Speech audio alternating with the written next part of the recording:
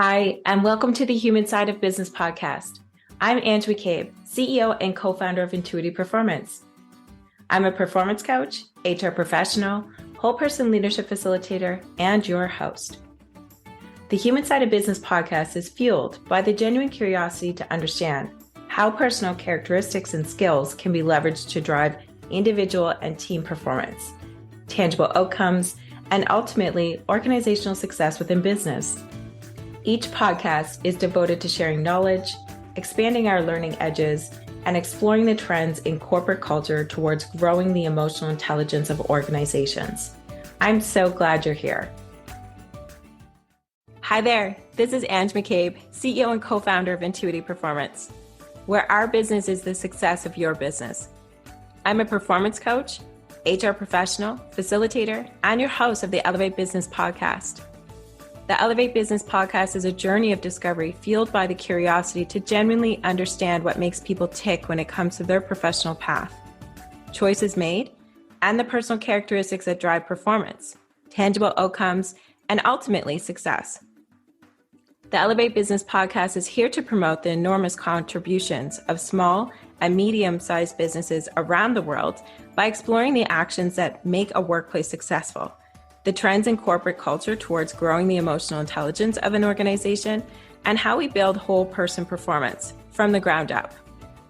Each podcast is devoted to sharing knowledge, growing our learning edges, and honoring our passions with a special guest who has elevated their business, overcome obstacles, and inspires others to do the same. So glad you're here. Hi, and a warm welcome to episode number 14 of the Elevate Business podcast. Both myself, Ange McCabe, and Scott Rust are your hosts. We have the pleasure of introducing you to Jeremy DeMerchant, who is an international speaker, #1 best-selling author, and founder of Permission to Sell Consulting Group. With over 20 years of experience, Jeremy works with business owners and sales professionals to double their revenue in 12 months or less. He's also the host of Sales Team Rescue podcast, which we are a big fan of. Welcome, Jeremy. Thanks for having me. Appreciate it. So tell us a little bit about your company and your journey and how you got there. It's been a fun ride. I launched Permission to Sell Consulting Group about a little over 6 years ago now. And I had found myself in a place where I had been on frontline sales or running sales teams for some of the largest companies in North America in the financial space, insurance, education, and telecom. And I love building sales teams, but what happened was at the end, there was one university that I was running a team at, and I just kind of got tired of the politics, and me and my boss had a falling out, and we'll just say I became free and I didn't want to go back to a normal job. So I launched my company with the intention of helping run multiple sales teams for people all at one time. And as I launched my company, I got into that fear mode where I thought, well, I'll just take whatever business I can get, and ended up in a space where initially was working with a lot of coaches and solopreneurs, which helped a lot of great people, but wasn't where I really wanted to be.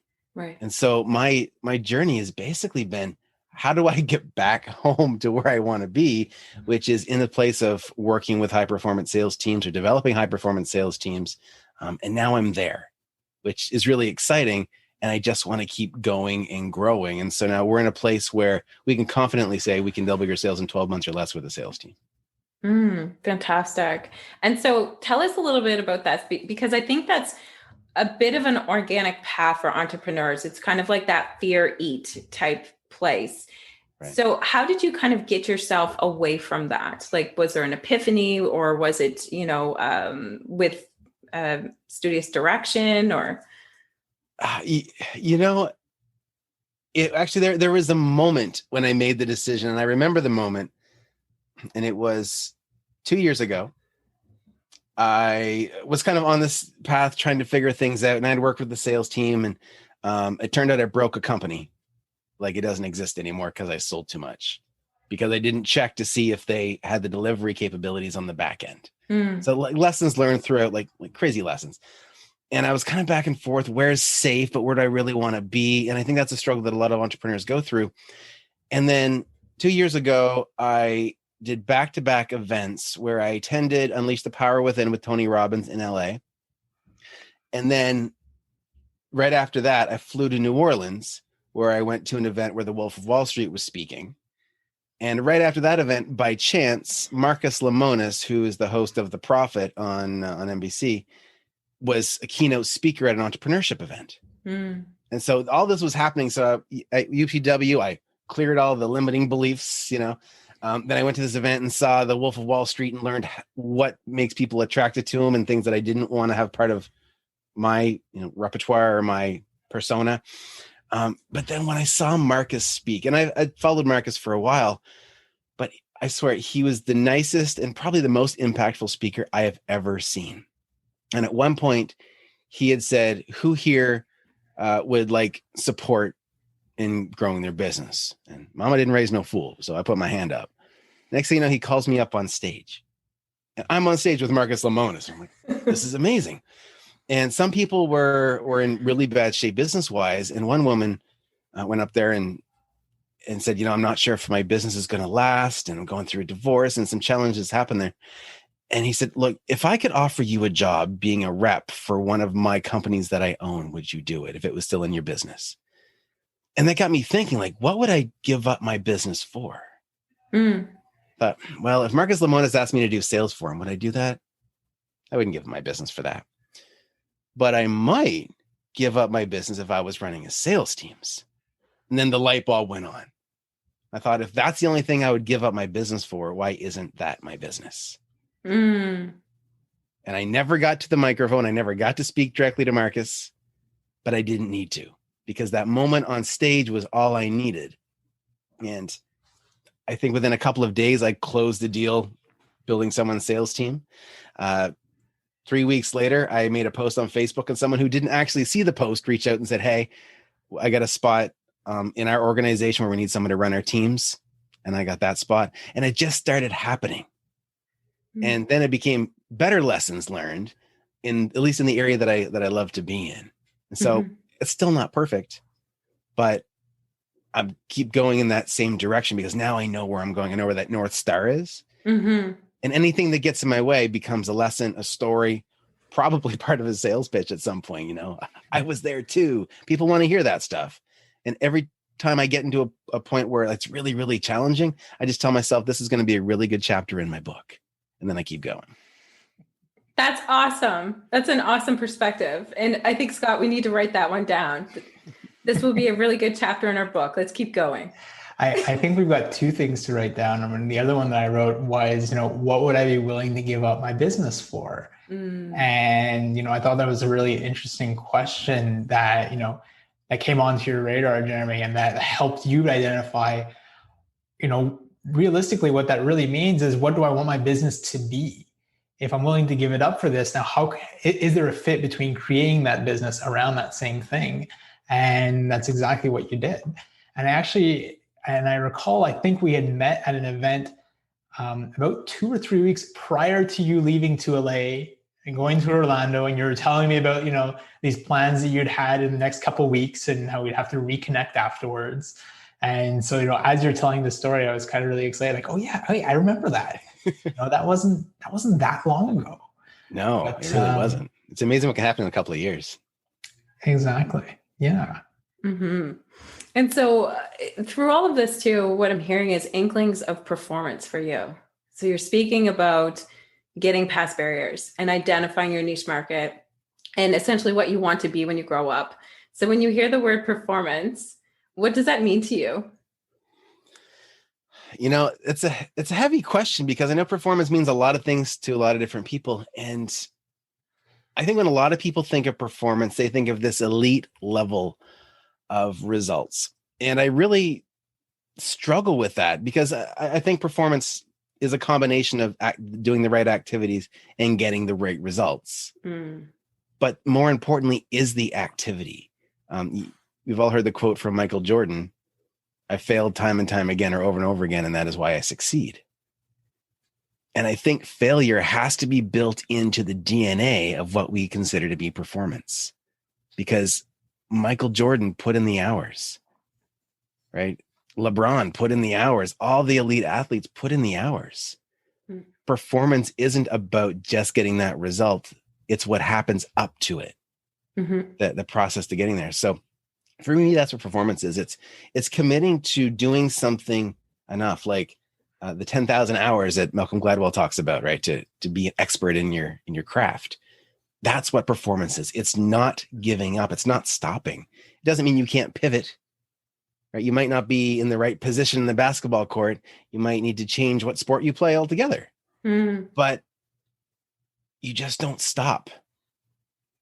And I think that's what performance comes down to. Are you willing to just not stop and keep fighting to see what the best path is? Not the easiest path, but the best path, the one that creates the biggest impact, whether it's for you or for other people, hopefully a combination of both.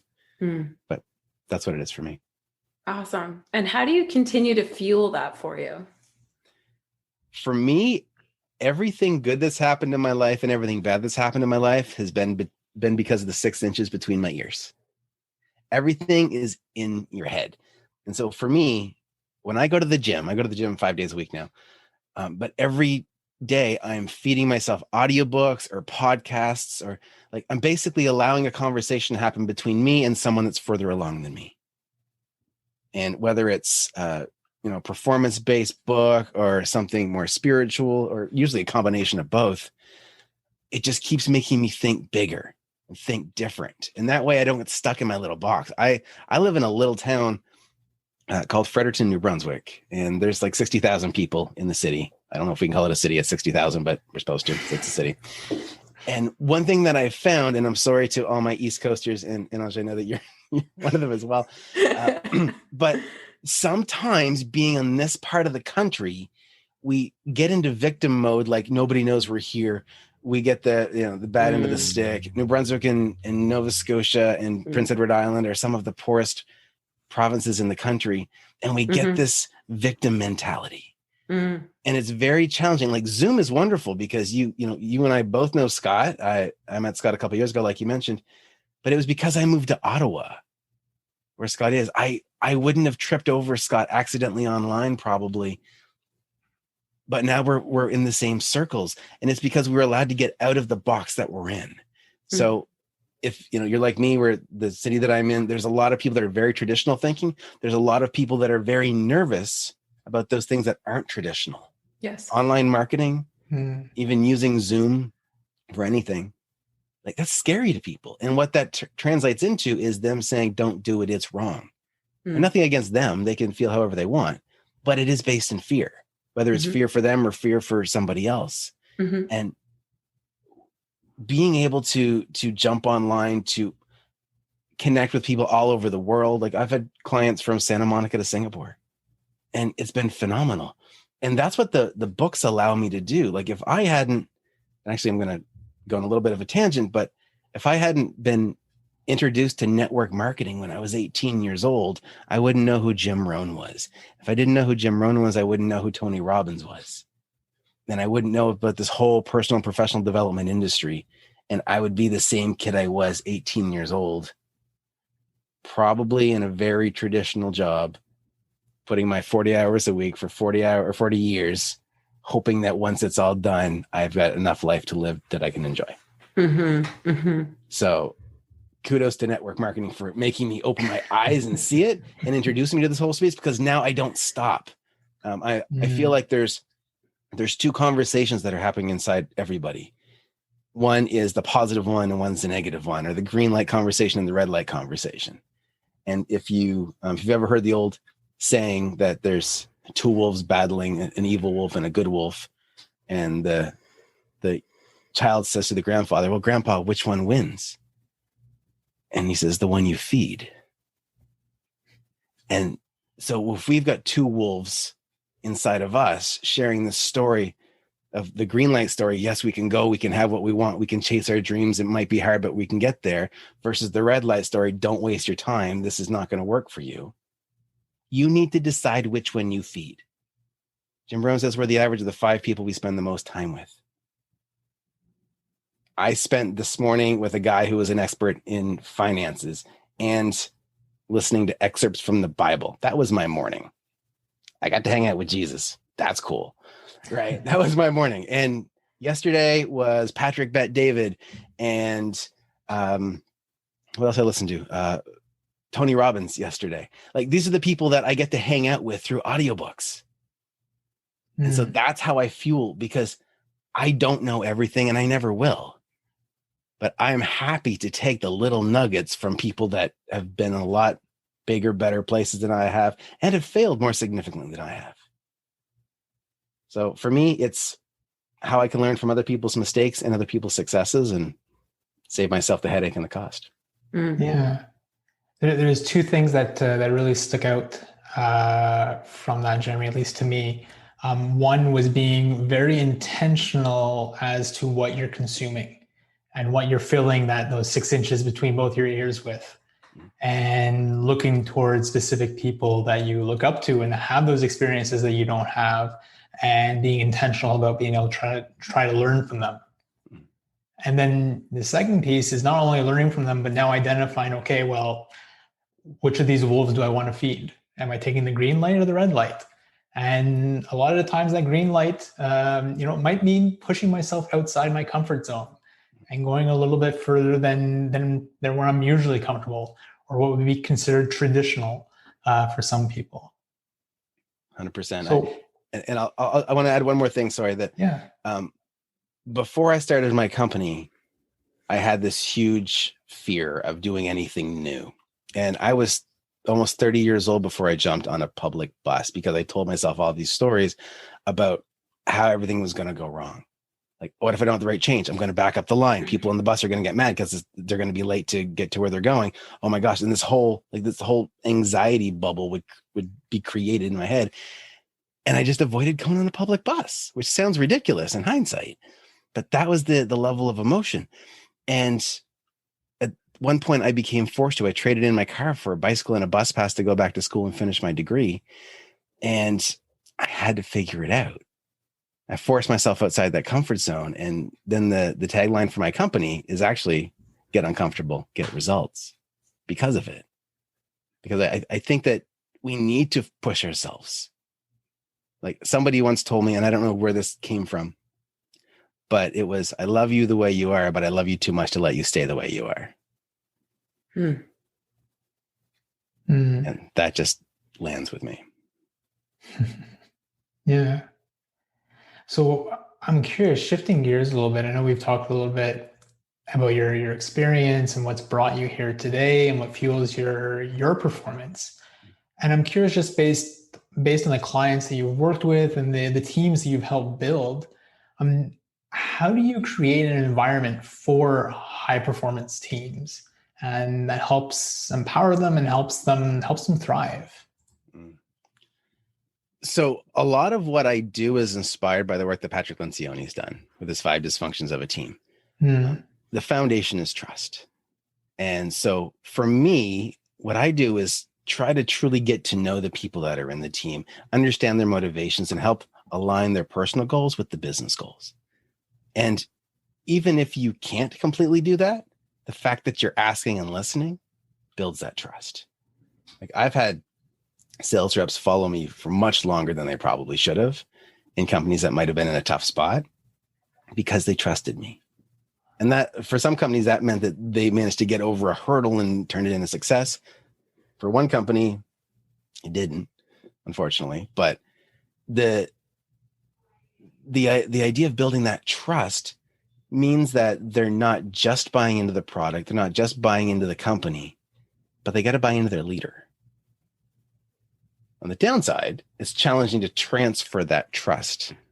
So when I go build a team, part of what I'm doing is also training the sales manager that's going to fill in and take over my spot when I'm gone, to make that full team dynamic. So there's not just me they're buying into, it's all the pieces that we incorporate. But one of the key pieces is communication, and to make it okay to walk in an office, I guess it's knock on a Zoom room door, I guess, and be able to vent and say what you want. Someone once told me there's no crying at work. Well, I had some of my most loyal team members be able to come into my office back when there was physical offices, and actually cry, share what was on their mind, what was bugging them, what was going on. And because I cared, it opened up that trust, and it allowed me to know more about them. So when time came to say, look, we need to get more out of you from a performance perspective, or we need to shift something to help get you aligned with your goals, I knew what those goals were.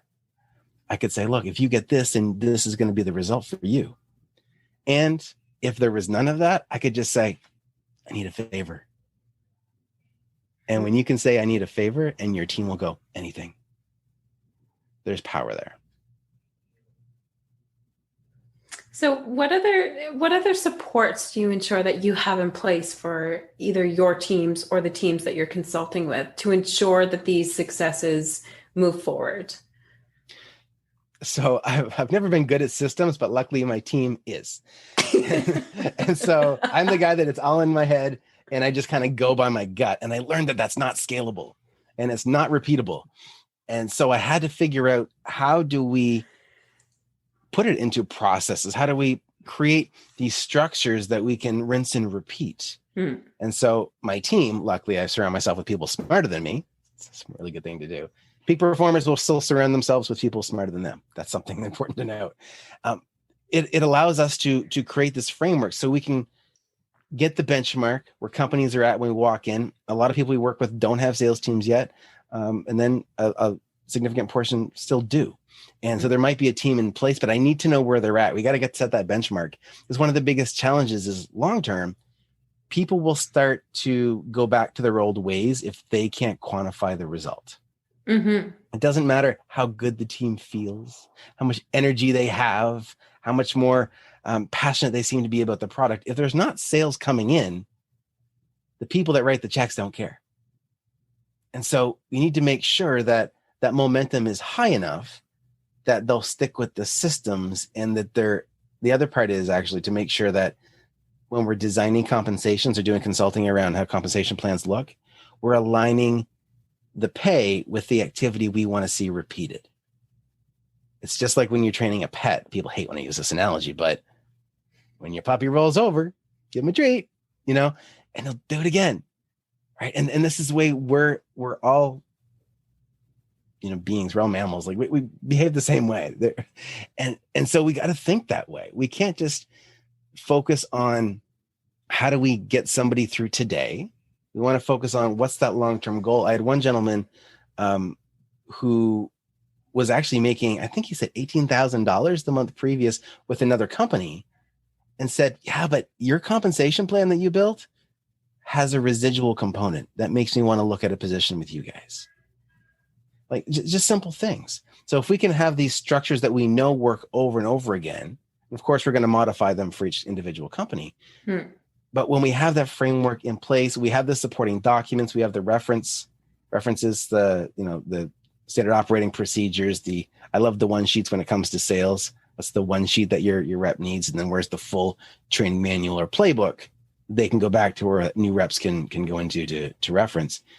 And with those in place and ongoing check-ins as well, then the retention can be great. But I think that the biggest thing that I haven't mentioned is we try, and it doesn't always happen, but we try to have all of our teams enroll their reps and their managers in an ongoing support program as well, because we end up becoming victims to our environment. And if it starts to drift back to the way it was, it's really hard to turn that ship back around on course if you don't have, if the environment you have is the same environment you had when it was off course initially.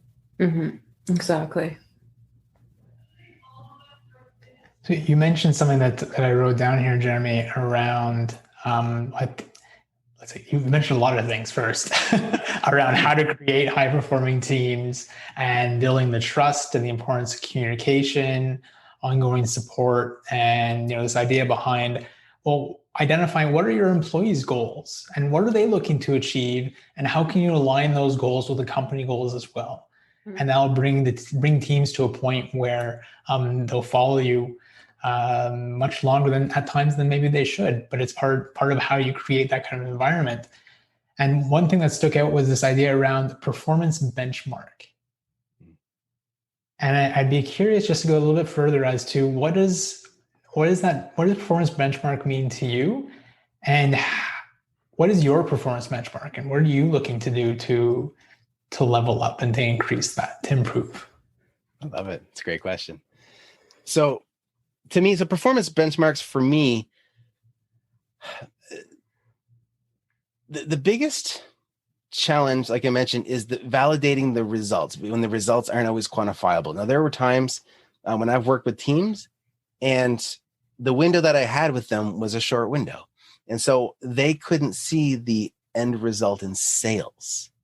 But what they could see is the change week over week in performance, in number of calls or number of follow-ups or number of positive responses from prospects.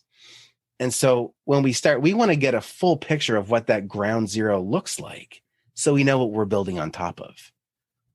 Because even if we do get results, if nobody can see it or no one can validate it, then they're going to start to drift.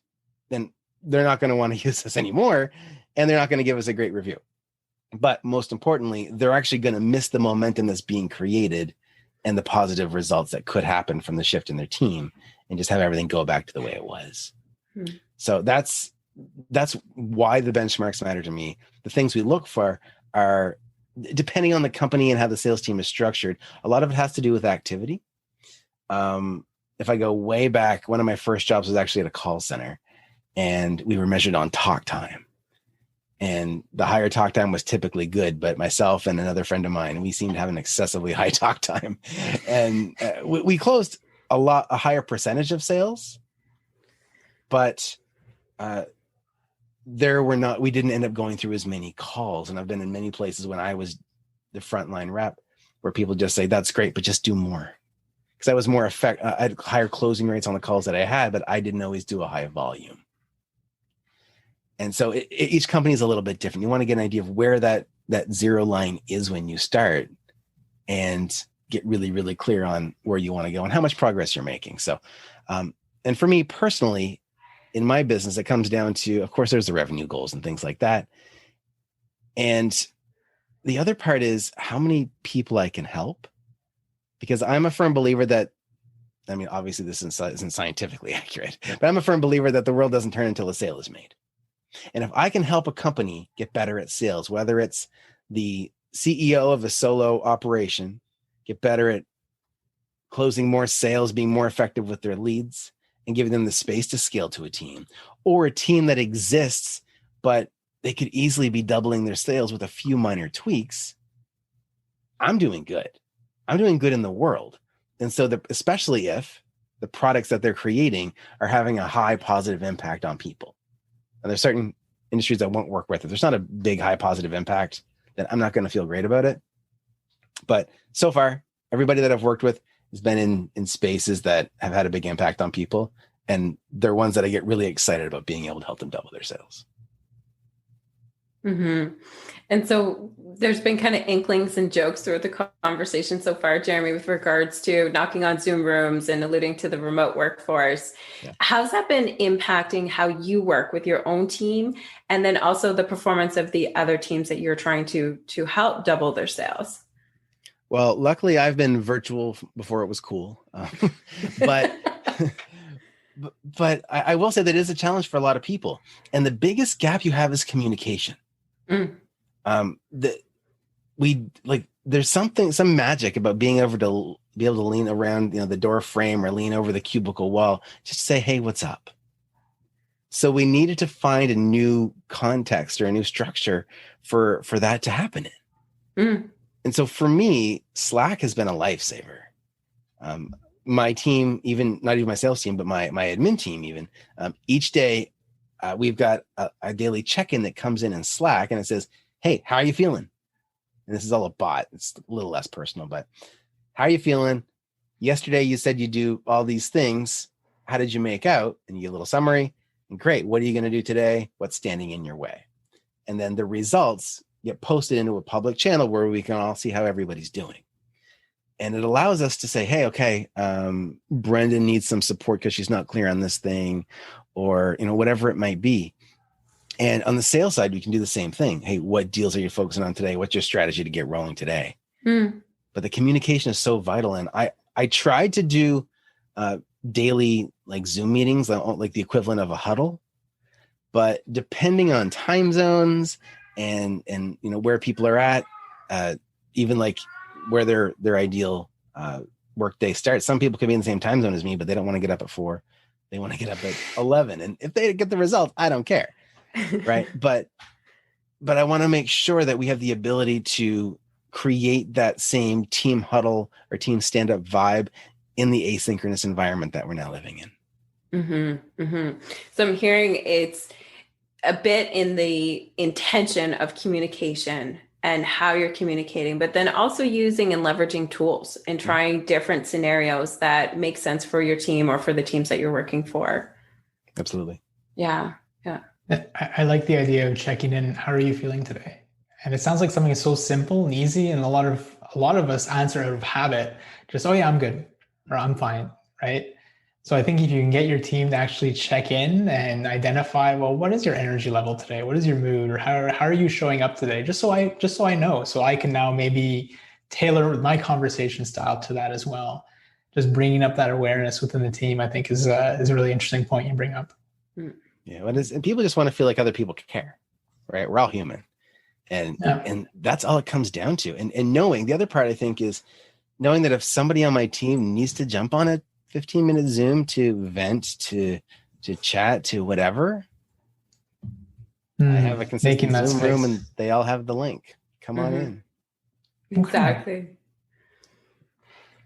So we all ask all of our participants, what are 3 words of inspiration that you would want the world to hear? 3 words. Mm-hmm.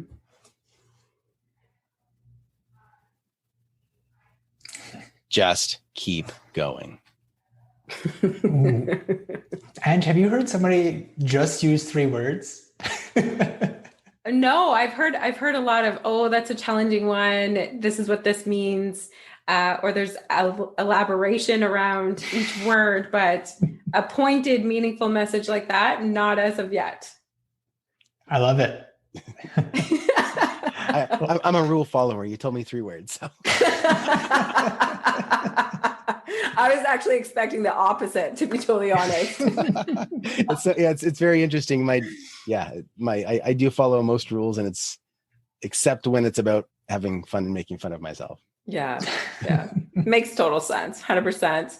Well, thank you so much, Jeremy, for joining us today. It's been a pleasure. And we really appreciate your sharing your entrepreneurial insights with Intuitive Performance and our subscribers. Yeah, my pleasure. Thanks for having me. Thank you. And so for those who would like to learn more about your business, we're going to provide a link on our company's profile and the Elevate Business podcast page. Thank you very much for all of our subscribers to tuning in into another great episode of the Elevate Business podcast. Take good care. Thanks for listening to the Elevate Business podcast. I hope you enjoyed the program.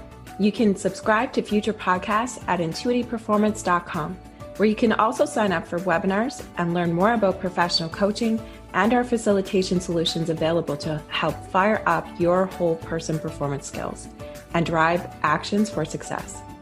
Until next time, stay true to you and take care of each other. We are all better together. Thanks for listening to the Human Side of Business podcast. I'm glad you could join us. If you enjoyed today's episode and want to stay updated with our latest content, make sure to visit our website. The link can be found in the episode description, where you can subscribe to the podcast, sign up for our newsletter, and learn more about our whole person leadership services. Sounds interesting? Explore the Whole Person Leadership Cohort by Intuitive Performance, a unique program that offers unparalleled support to managers on every step of their leadership journey. Our program features evidence-based assessments, workbooks, group coaching, and interactive learning experiences to help you level up your leadership skills.